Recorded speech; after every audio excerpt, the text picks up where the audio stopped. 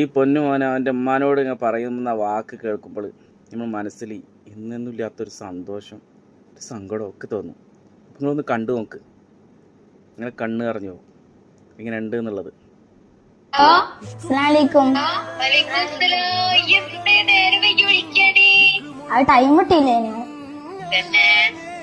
മുഖത്തെ ചിരി നോക്കണേ.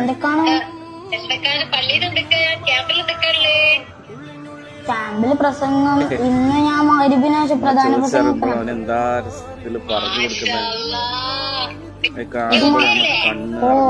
ഉമ്മ. ഞാൻ പിന്നെ വേറെ ഇമ്പോർട്ടന്റ് കാര്യം പറയാൻ വിളിച്ചതാ.